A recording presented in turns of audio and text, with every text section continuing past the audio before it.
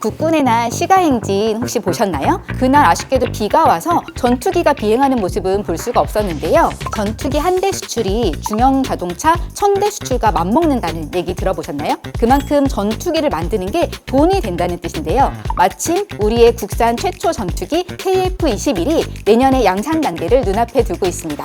그런데 이 KF-21 전투기의 심장이라고 할 수 있는 엔진은 누구 거일까요? 이게 국산이 아니라 미국 지휘사 거라고 하는데요. 왜 전투기는 우리가 만들었는데 심장인 엔진은 우리 손으로 만들 수가 없는 걸까요?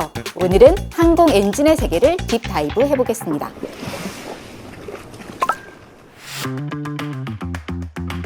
KF-21은 우리 손으로 개발한 최초의 국산 전투기가 맞는데요. 그런데 그 엔진은 미국 제너럴 일렉트릭사의 F414 엔진을 가져다 씁니다. 이게 지휘사에서 설계 도면을 주면은 하나 에어로스페이스 창원 공장에서 그걸 가지고 부품을 생산해서 조립하고 만들어서 납품하는 면허 생산 방식이라고 하는데요. 이게 그럴 수밖에 없는 게 우리나라가 항공 엔진을 만드는 기술이 없습니다. 지금 전 세계적으로 항공 엔진을 만들 수 있는 나라는 6개 국가인데요. 미국, 영국, 프랑스, 러시아, 우크라이나, 그리고 중국이 있습니다. 중국을 제외하고 나머지는 모두 2차 세계대전 승전국이라는 공통점이 있죠.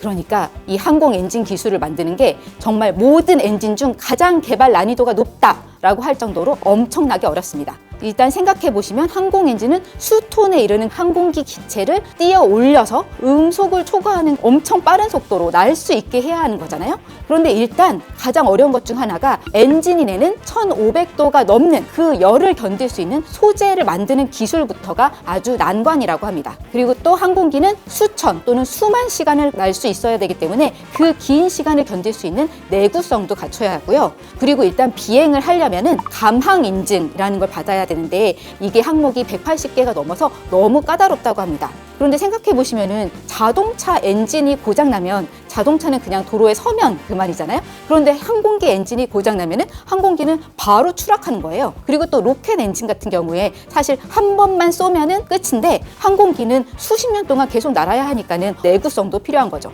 그리고 무엇보다 이 기술을 보유한 기존 국가들이 절대 기술을 알려주지를 않습니다. 우리가 배우고 싶어도 절대 배울 수가 없는 기술인 거죠. 중국은 1980년대부터 항공 엔진 개발을 시작했는데요. 처음에는 월남전에서 추락한 미군 비행기에 달린 엔진을 가져다가 뜯어보면서 공부했다고 해요. 근데 그래도 잘 안 되니까 러시아산 엔진을 수입해서 그걸 또 역설계해서 그걸 복제해서 만든 거죠. 그래서 2001년에 중국이 자체 개발 항공 엔진인 WS-10을 선보입니다. 그런데 이게 좀 문제가 있었어요. 성능이 너무 떨어져. 일단 출력이 기대한 만큼 안 나오는 거예요. 그래서 이거를 쓰기는 쓰는데 중국이 자랑하는 최신식 5세대 스텔스 전투기 J-20 거기에는 이 중국산 엔진을 쓰지 못합니다. 성능이 떨어져서 안 받쳐주니까. 아직까지 러시아산 항공 엔진을 수입해서 쓰고 있었는데요. 그래서 외신에서 많이 놀림을 받았죠. 아유, 이거 심장병이네. 아무리 좋은 전투기 만들면 뭐하나. 심장이 러시아산이네. 라고 했는데 얼마 전 6월 말에 공개된 영상이 있습니다. 이게 온라인상에서 급속도로 퍼졌는데요. 그러니까 노란색 J-20 시범 비행기가 WS-15 중국이 개발해오던 신형 엔진을 드디어 달고 테스트 비행에 나선 거예요. 이 WS-15 같은 경우에는 이전 엔진과는 비교도 안 될 정도로 성능이 아주 월등히 좋다고 알려져 있거든요. 그러니까 이 엔진이 드디어 개발 막바지 테스트 단계까지 이르렀다는 뜻이죠. 중국의 군사 전문가들은 뭐라고 얘기하냐면 이제 드디어 중국 전투기가 중국의 심장을 얻었다 라면서 환호하고 있습니다.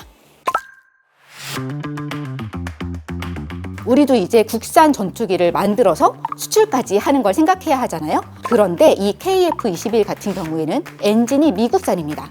그래서 이거를 다른 나라에 수출하려면 미국의 허락이 필요합니다. 미국이 만약에 노 해버리면 엔진이 없으니까 아예 수출을 못하는 거예요. 실제로 2020년에 우리나라가 아랍에미리트에 K9 자주포를 수출하려고 계약까지 다 맺었었거든요.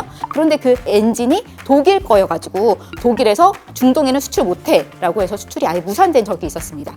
그러니까 국산 전투기도 엔진이 미국 거라면 이런 위험에 노출될 수 있는 거죠. 사실 어떻게 보면은 K방산의 미래가 달린 문제라고도 할 수 있는데요. 그런데 생각해보면은 중국도 엔진 제대로 된 거 개발하는데 수십 년이 걸렸지만 아직도 미완성인 상태고, 인도같이 달에 탐사선을 착륙시킨 그런 나라조차 1989년부터 항공 엔진 자체 개발을 시작했지만 2013년에 결국 포기해야 했거든요. 그러니까 그만큼 이게 독자 개발한다는 게 어려운 일입니다. 지금 우리나라 정부는 무인 항공기에 쓰일 엔진 5,500파운드급의 항공 엔진 자체 개발 중인데요. 이게 전투기에 들어가는 건 또 레벨이 다르거든요. 전투기에는 15,000파운드급이 필요합니다. 그래서 지금 정부에서도 이거를 자체적으로 개발해야겠다라는 생각을 가지고 계획을 이제 좀 짜기 시작하는 그런 단계인데요. 그런데 문제는 이게 돈과 시간 모두가 엄청나게 많이 드는 일입니다. 만약 이걸 처음부터 완전 맨 땅에 헤딩하듯이 우리가 다 새로 만들려면 아마도 13년에서 14년쯤 걸릴 거라고 하고요. 돈도 전체가 한 5조 원 정도 들 거라고 합니다. 만약에 해외 협력사를 구해서 기존 플랫폼, 기존 모델 항공 엔진을 가지고 개발을 시작하면은 기간은 좀 단축해서 8년, 돈은 3조 원 정도 들 거라고 하는데요. 그런데 또 우리가 희망을 가질 만한 것이 아까 말씀드렸듯이 우리가 그동안은 전투기 엔진을 설계 도면을 받아서 우리가 부품도 만들고 조립도 하고 생산을 해왔잖아요. 그런 면허 생산을 했기 때문에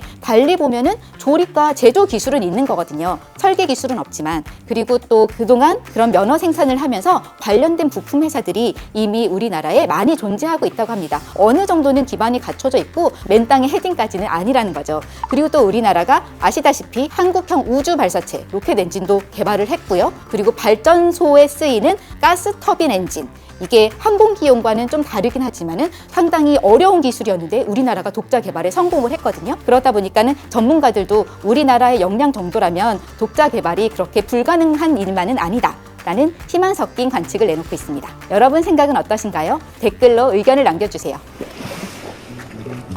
딥다이브의 한애란이었습니다.